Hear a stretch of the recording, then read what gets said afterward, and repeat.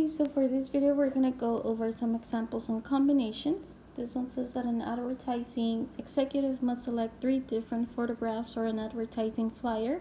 If she has 10 different photographs that can be used, how many ways can she select 3 of them? So this one, in contrast of the other examples that we saw for permutations, you'll notice that we don't really care how she's selecting the pictures, right, or the photographs.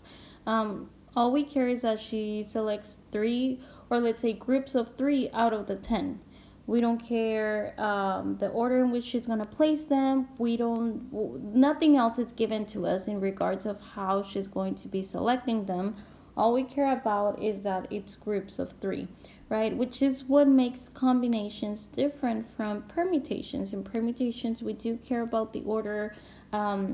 We probably, like, they're gonna tell us, like in a time period first, like one of them is gonna come first and then the other option is gonna come second, right? So for permutations, we do care about the order. Some examples for permutations can be like when we're talking about like this athlete running a race, right?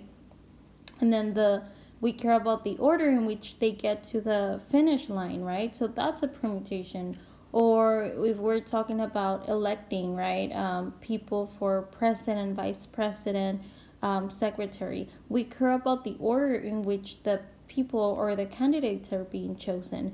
However, in this case, for combinations, we do not care about that. All we care is that we're choosing, like groups of 3 or a certain number of groups out of the bigger, or the total number of options that we have out there, right? So all we care is that we're choosing groups, right, out of those options. In this case, it's 3 different photographs out of the 10 different that she can use, right? So this is a combination because order doesn't matter. So for this one, we're going to be using this formula, NCR. So we use C for combination instead of P. And then N factorial over R factorial N minus R factorial. So the difference between permutation and combination is that we have this little r in the bottom, right? Again, N is the total number of options, and R will be the number of options we're selecting.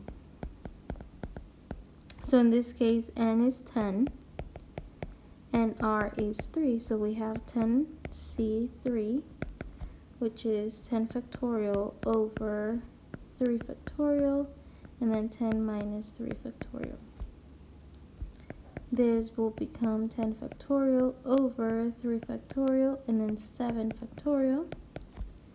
So 10 factorial actually becomes 10 times 9 times 8 times 7 factorial over 3 times 2 times 1 times 7 factorial. So 7 and 7 are going to cancel out.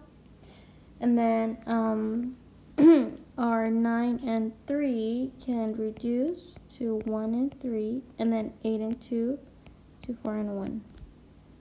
So then this becomes 10 times 3 times 4 over 1, which is 10 times 3 is 30, times 4 is 120. So then there are 120 different ways in which the photographer can select the 3 pictures out of the 10, right? Or the executive.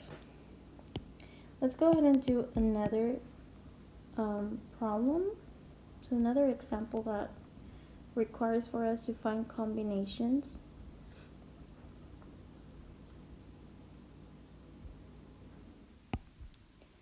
So for this one, we have that in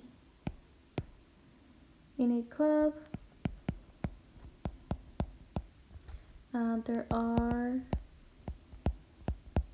7 women and 5 men.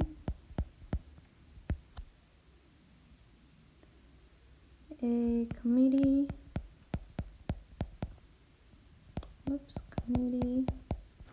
of 3 women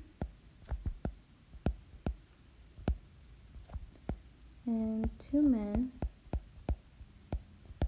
is to be chosen.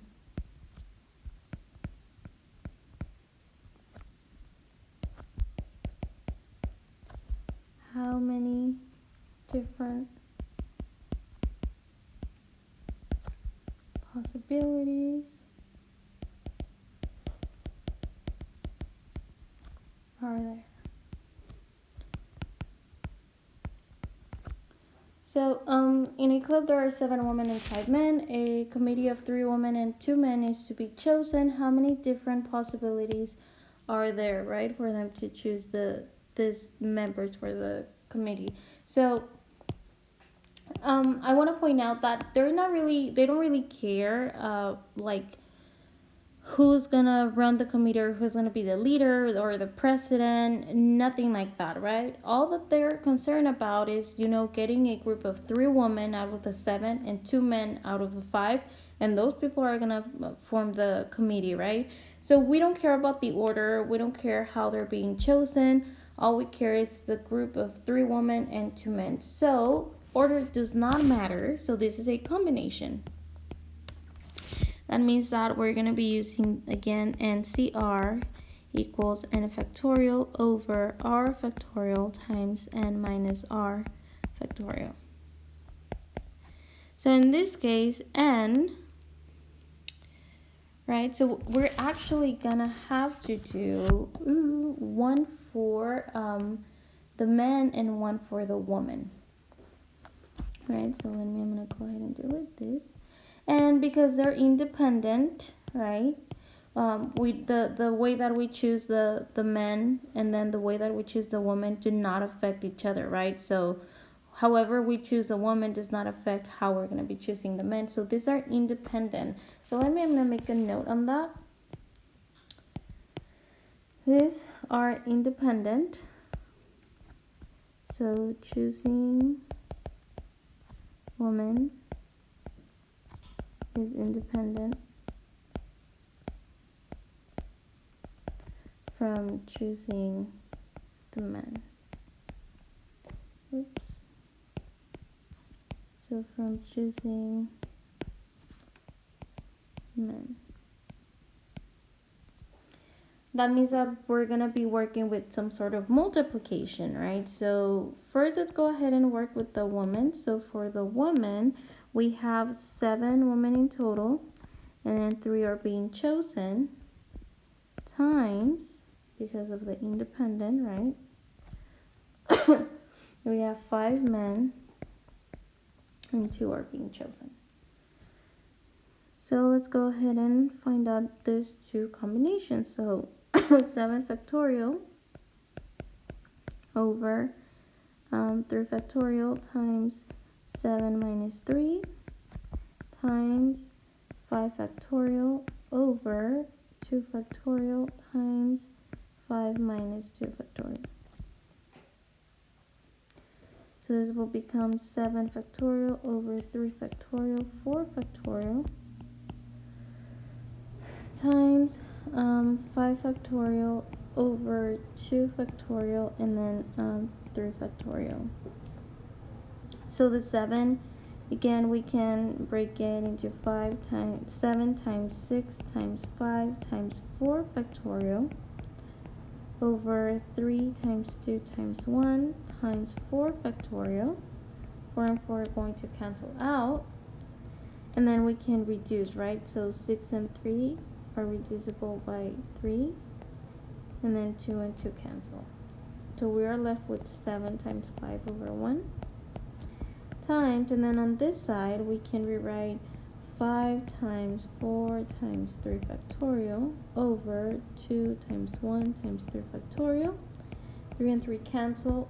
4 and 2 are reducible by 2, so we're left with 5 times 2 over 1. So this is going to be 35 times 10, which is going to give us 350. Oops. So our total is 350. So there's 350 ways in which we can choose the committee, right? So 3 women and 2 men.